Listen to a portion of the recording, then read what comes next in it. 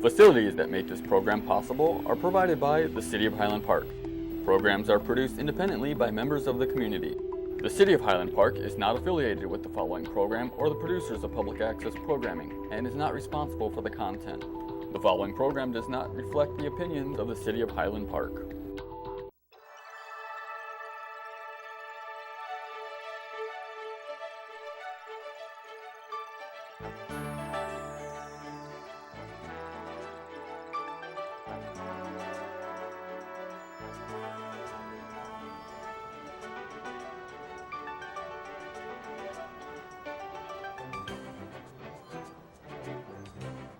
Hi, good afternoon.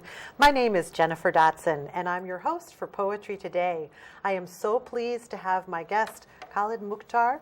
He is a writer and classical poet whose poems and short stories have been featured in various publications. And while some of Khalid's work reflects his observations on the human condition and experience, a good portion of it is centered around faith and spirituality. Owing to his time at Darul Qasim, I hope I'm pronouncing that even vaguely in the right Darul Qasim. continent. Okay, Darul thank you. Sure, Sorry about sure, that. no problem. Which is an Islamic center of higher education based in the greater Chicago area. Khalid lives in Wheaton, Illinois, with his wife and 4 children, and is the author of a new publication, a collection of poetry titled In the Warmth of the Shade. And we are so excited for you that you have this book. This is Thank you. great. Thank you. And we want to hear about the journey that it has been in terms of creating this book. Sure. The book itself was something that came about quite unexpectedly. You might have read in the acknowledgments that one of the persons that sort of my muse is Sheikh Amin, the director of Darul Qasim, the institute I frequent and serve at. He was, to a good extent, the inspiration for every single poem that is in this collection. And so I write a lot of poetry in my leisure. It's one of the things I do. And I found that in 2001, this was a year after I started blogging, thanks to the encouragement of from my wife, who thought it was a good idea to start to, write these down somewhere before you lose that sheet of paper. That's good. That's good. So in 2000, I started blogging. I was just recovering from the loss of my mother a year before. It was a difficult time. And then in 2001, I had met Sheikh Amin before, a little bit. I want to say in the first part of 2000. In 2001, 9/11 happened. And as a nation, we were mourning the terrorist attacks. The pain was a little bit doubled for young Muslims who, there was this, how would you say, this guilt by association that was prevalent, unfortunately. So the pain was a little doubled now. A lot of young people were just, Muslims especially, were questioning, there were existential questions, the purpose of life, all this coming back. The loss of my mother was exacerbating that. And then I attended a lecture by this wonderful man, Sheikh Amin, and something he said just attracted me to his person. And so I frequented Darul Qasim, sort of attached myself to him, and started listening very carefully to his words. And he, long story short, completely transformed my understanding of the Islamic faith, the role of Sufism. Pretty much, I guess he gave us a manual that was yet to be written on how to be Muslim, which is the hardest thing for someone, a Muslim struggling in the West, trying to be relevant, trying to be conservative, trying to be liberal. These questions were quite baffling to us. And so Sheikh Amin has this way, he's very brief, he does not say more than he needs to, but he has a knack of putting a positive spin on anything. And kind of empowering you to do better than you've done. So I was just attracted to this man. I started writing the things I was hearing, and that gradually found expression in my poems. And then I asked him if it would be okay for me to gather poems that were very specifically inspired by words he said, and he was like, "That's okay if that's what you want to do." If that's what you want to do, okay. And that's all I want to do is write poems. So I started to do that, and it took me 10 years to actually pick the ones that I thought were the most representative of Okay. Sufism and Rumiism, if you will. The other day I used the word Rumiism Yes. at the open house, and so I've picked these 40 poems, and I decided to call them "In the Warmth of the Shade." The eponymous poem is the third or fourth in the collection. Right. And there you go. So Okay. Well, maybe that's a good segue. Why don't you read that poem? Just because Sure. we want to keep the audience. I'll be happy to. Of course. Just give me 1 second here. The poem is never where you There it think it is. is. There No, you go. Okay. no. All right. In the warmth of the shade.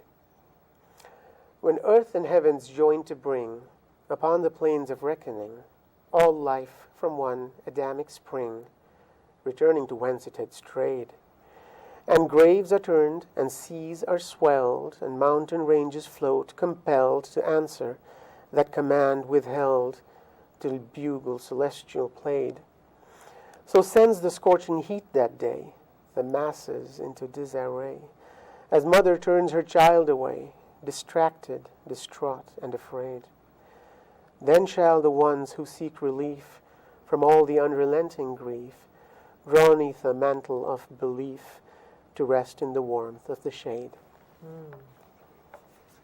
Wow. I also love the. I know you read it at the opening.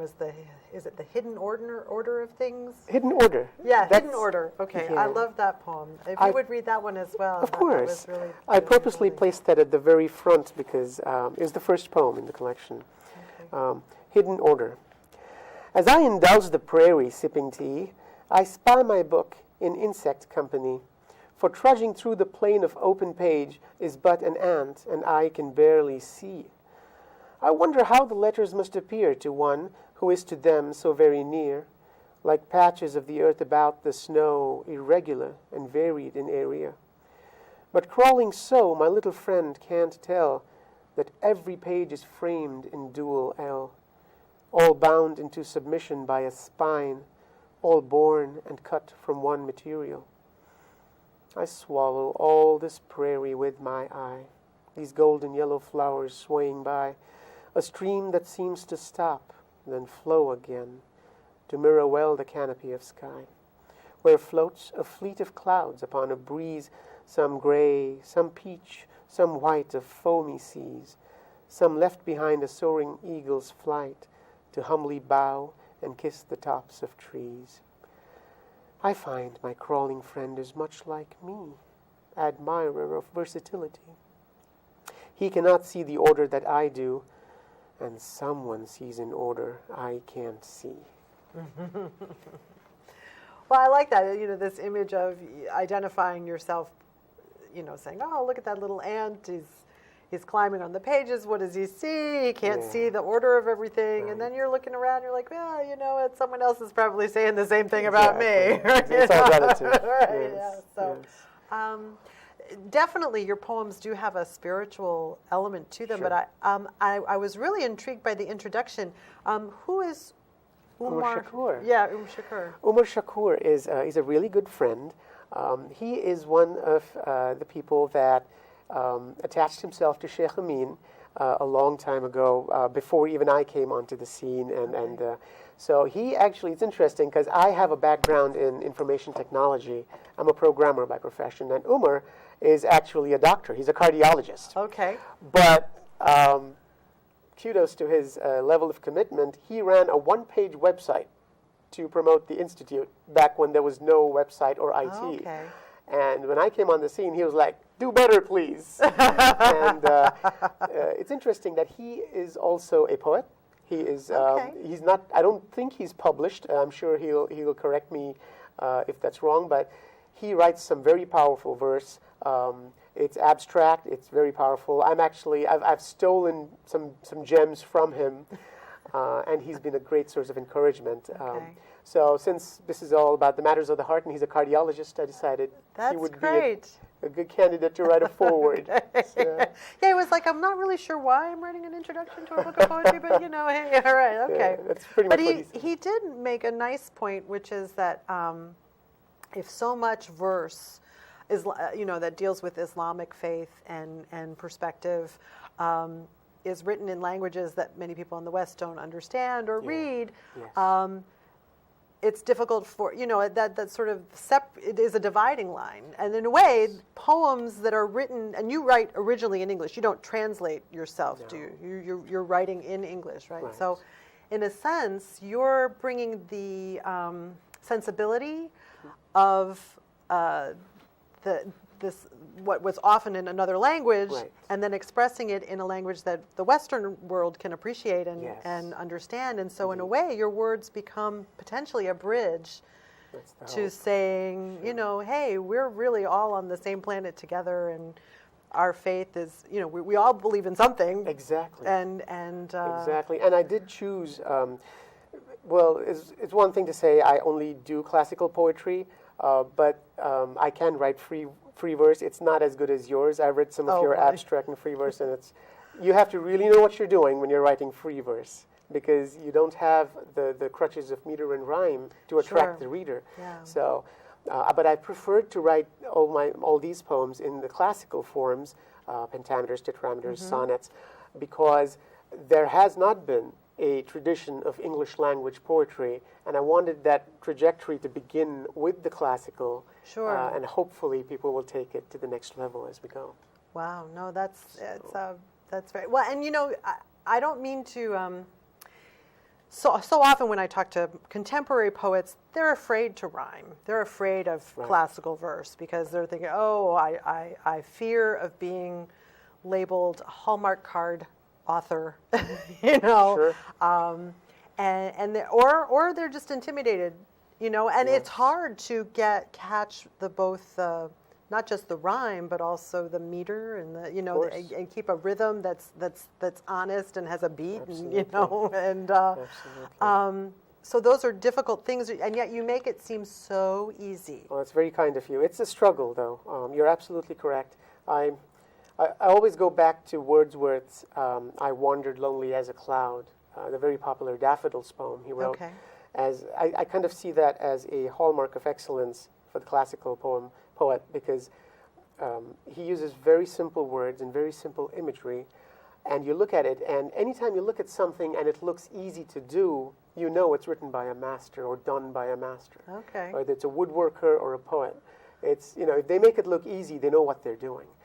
And that poem is very interesting to me because the first line of that poem, I wandered lonely as a cloud, I think that's what Wordsworth's trying to talk about, his search for something. And the daffodils really is a sideshow, but he makes it front and center. Okay. And I just found that sort of, to be able to have that imagery with rhyme and meter ready to be rendered into song, I think is something beautiful. Oh, sure. And I just found that so alluring. That's where that's where I decided to exercise and try and improve my skill at that. Okay, so now which came first, though? You talked about how tragic events, both personal and then in the world stage. Yes. Well, poetry for many, many people has always been a source of comfort and a way of processing difficult material. Sure. I know I personally started writing poems. I don't know if you remember Marilyn Lemak. There was a woman years ago who murdered her children. She was despondent with the divorce, and she smothered them in their sleep. And it was I was a young mother at the time, and I was like, whoa, I can't handle this. This is so devastating, so sad. And for me to write a poem about it and sort of revisit the whole mythology of Medea helped me sort of process, I guess, that thing. So there is that, yes. I feel like it makes perfect sense that you would discover that writing poetry would be a way to deal with the grief of the loss of your mother, and the difficulties of that double burden you talked about, yes, of being an Muslim in a Western world. Yes. For sure, and so you probably relate to this too as a poet, but when you write from the heart, sometimes you have an idea, which is the nucleus of the poem. It's just this unwordable thought. and it starts to incubate. And sometimes you go on a couple hours, sometimes you just have it in your head for a week or two or a month. But then when you put pen to paper, it flows and you're done in a minute or two. And you remember those poems. Sometimes you just remember them because they came like that. And then there's those poems that you write to entertain people. A funny poem. You know, a lot of our exercises are to write, you know, a poem that's about a fairy tale or something. You have to work at those because you have to impress someone. Okay. And part of being a poet is, you know, you're performing, which is great. But it's interesting that when you want to express something, as opposed to impress, which is a silly wordplay there, but when you want to express an idea, it really just flows from the heart. It literally just flows from the heart through your arms into either a keyboard or into a paper. And a lot of these poems that come from a place of grief or struggle, are like that. And I think you and other poets would relate to that experience. What do you think? Have you ever had that? Sure. I got to work on this one, but this one just came and I don't have to change a thing. Sure, yeah. So, but yeah. Did you start writing, I mean, did you always write poetry? Like even like maybe in school or was it, or did the poetry come later and you? No. So I think I've thought about this actually in preparation for this this conversation we're having here. I was going to ask that question. I was concerned about what if she asks me where it all began, you know? Right. And I thought about it a lot, and I think, I have to be honest here, I think as a preteen and a teenager, I spent a lot of time with my mom, because my father was, he was in the Merchant Marine, so he would go away for 6 months or 9 months at a time. Okay. And I found that, my mom was quite an excellent person to be around. And so I actually spent a lot of, mama's boy and all that. I spent a lot of time with her. And one of the things she would do in her leisure is listen to ghazals. Ghazals are a form of poetry very popular in the subcontinent. Okay, and they have a very specific structure. It's always couplets, and the ending of the second line in each couplet is kind of maintained in every couplet. Okay.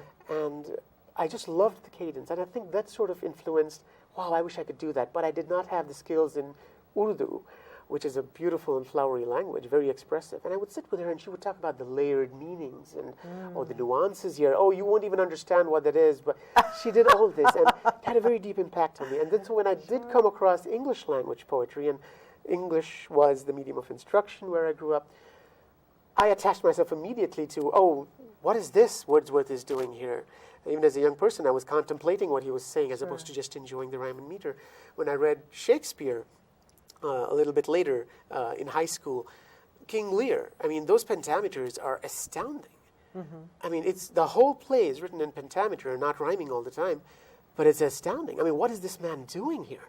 He's got everything ready for song. And so I was always going back to it's just like a ghazal.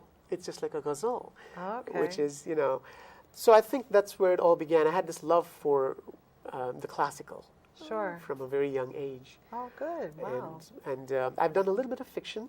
Okay. But a lot of people have said, stick with the verse. So I think well, when you're trying to write prose, yes. Do you think you're influenced by poetry? Yes, to the point that my wife thinks I should stick with very dated historical fiction because a lot of my prose reads like modern day poetry. So yeah, there is that. Okay, all right. Yeah. Is there another poem from the collection that you would like to share with us? I would actually. The poem that is my favorite. I wouldn't say it's my favorite poem, but the thought that sparks it is something that's very dear to my heart. It's called "There Is No Solitude." Okay. The idea being that you are never alone. There is no solitude in prayer, or in remembrance high, for angels flock to everywhere a worshipper is nigh. There is no solitude in sin, or any evil act, for those accursed among the jinn does heedlessness attract. And none of jinn may ever dare where fails angelic thought, nor can the Holy Spirit fare beyond the low tree spot. But crossed a man that great divide, to where no creature trod, there is no solitude beside the eternal face of God. Wow. So. Does your wife have a favorite poem in this collection? Oh, Or she hasn't told you yet.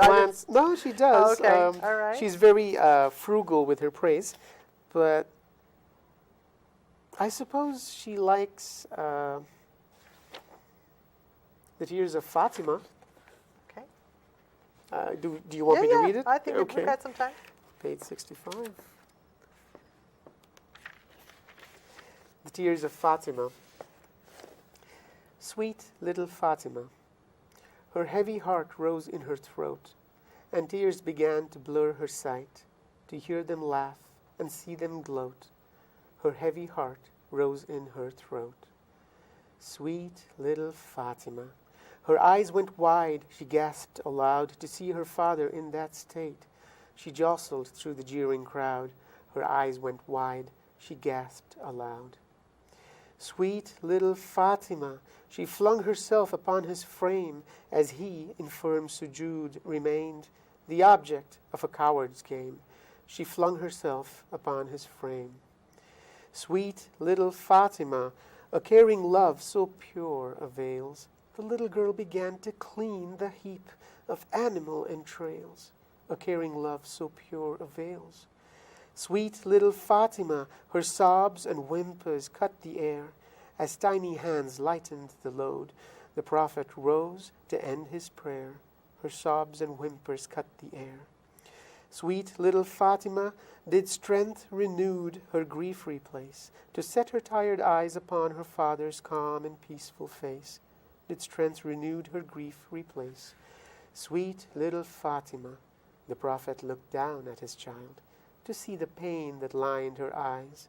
Then father, daughter gently smiled. The Prophet looked down at his child, his sweet little Fatima. Oh, well, it's a lovely repetition. Is there a particular form of that poem, or is that? No, I don't believe so. Oh, it's not like a pantoum or something where because it seemed like certain lines repeated. Not deliberately. Oh, okay. So I just went with something that worked, and I wanted to Okay. repeat the line "Sweet little Fatima" as much as I could. No, and without- I guess I was hearing what I thought were other repetitions as well, like in some other. Maybe it can be improved and rewritten as No, a pantoum. no. I'm not a judge of that, but I was hearing something obviously in my own head. But there's a lot of forms out there. So, Okay. yeah. Well, my next question was, so you talked about how putting the collection together, and what was it like finding a publisher for this? Oh, that's quite interesting. So I queried quite a few publishers and didn't hear back. What else is new in the life of a writer or poet? And then in 2014, I sent a proposal to Fons Vitae because a friend of mine who knows the publisher there said, let me talk to her and tell her to give it a read. And that's the hardest thing in the publishing world, is have them read a page or a line and see if they're interested. So I said, yeah, sure. And I sent the proposal over in 2014. And she was very kind. Virginia Gray Henry, we call her Aisha Khala. Like Auntie Aisha. Okay. She's a very kind, lovely person, lived in Louisville, Kentucky. So I sent her the proposal, and she came back and said, oh, I love the Hidden Order poem. And I also love The Ant and the Feather Quill, which is, I'm working on the Ghazali collection, and this is great. Can we use this poem to promote the collection? I was like, sure. And that was 2014. 2015, she wrote back to me, and by this time I stopped querying. I was like, you know what, it'll take its time. A year later, she writes back to me and says, I haven't forgotten about you, just been busy. I'm like, okay. And so there was another lull. And then the year before last, August of 2017, is when she reached out to me and said, finally ready to do your poetry book. So it took 3.5 years, but I was just amazed at how kind she was about getting back to me the way she said she would, that I was just very thrilled and excited. So and I think when we were talking, you came and did a reading for us at Coffee Speaks. I think you mentioned that this isn't typically what they publish. No, they specialize. Fons Vitae specializes in translations of classical works, and they do all spiritual traditions, the whole array. They do them all. And Sufism is a staple. They do a lot of Sufi, Rumi type poetry and books. So mine is an original collection of poems, And so the publishers did say, we don't have the know-how to promote this, but we like the poems, and we think they resonate with our Sufi publications, so we'll do it. And that was just, I couldn't ask for more. That's great. We'll talk about leap of faith, right? Yes, It's nice absolutely. to have that. That's wonderful. And of course, it's always good to know that there's someone, other than a family that think your poems are clever and worthwhile publishing. I was very, very happy because my Yeah. brother was handing my book out to a few friends in England. And the gentleman he gave it to is a published author. I don't want to take his name yet because I haven't spoken with him. But he is a sort of a spiritual leader over there as well. And he looked down, apparently, my brother said, oh, Fons Vitae, all right, yeah, they don't publish just anything. Oh, and, wow. And my okay. brother thought to tell me that and just made my day. So it was a Yeah, couple that's weeks great. ago. Yeah. That's wonderful. So you really are just beginning, though, on your book promotion. Yes. At this time, you don't have. Do you have any events at all scheduled? No, or I upcoming? don't. I need Okay. to Well, work on that and do we it. will have to give you some tips on some potential I places would where love you that. could. Thank you. Thank you. We're so glad that you could talk with us course. today. It's This been a is pleasure. fabulous, and to Thank you for hear having about this amazing sort of circuitous Yes. and lengthy journey. I Quite. mean, it's It has been a long while.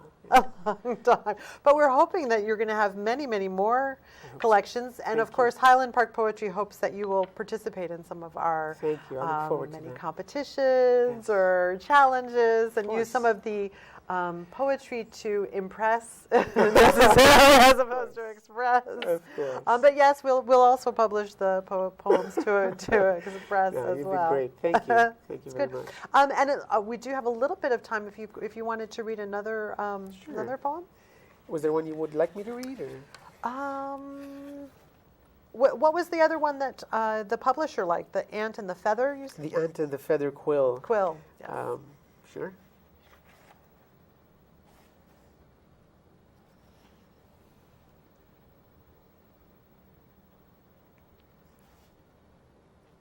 Well, if it takes the poet a while to find his poem in a book, that says a lot about the book. Well, Where did I read put at your that? own risk. Where did I put that? I'm looking at the contents and I can't. Oh, there it is. 26. The Ant and the Feather Quill. This is on Imam Ghazali. The West calls him Al-Ghazal. Okay. His profound allegory of Tawheed, which is the oneness, the unity, the indivisibility of God in the Islamic faith. Behind a generous well of ink, there stood an ant so wee, for nothing did surround him that was littler than he. He watched with great amazement when a giant feather quill descended into blackness, then remained to drink its fill. And thus the quill withdrew before returning for its sips, which made the ant to wonder what transpired tween the dips. He ventured round the glassy well, and out his head did poke, to find the quill make strokes on what reminded him of oak, and marvelled at the written work, extolled the feather quill, how utterly magnificent was its creative skill. But as he watched, his eye did catch 5 fingers, slender, long, that grasped the feather quill with care, a grasp so firm and strong. And so the ant was overcome with admiration true, for how the hand did wield the quill, to all its bidding do. But short-lived is such wonderment, for soon the ant did see the subtle motions of an arm, that moved about so free. The arm he traced to what he deemed the body of a beast, with head and face that comely seemed, and noble at the least. So turned he from the noble face, content he would not find what underlay the vast of space that leaves the seeing blind. But man, unlike the ant, can see much more than just a face, for knowledge of the intellect is with the human race. The guided eye may even see beyond the intellect, where inspiration is the light that hearts of men reflect. And so beside the inkwell of divine creation, we extol the means but turn away from what we cannot see. But even did the little ant acknowledge with a sigh that all creation springs from one, well hidden from the eye.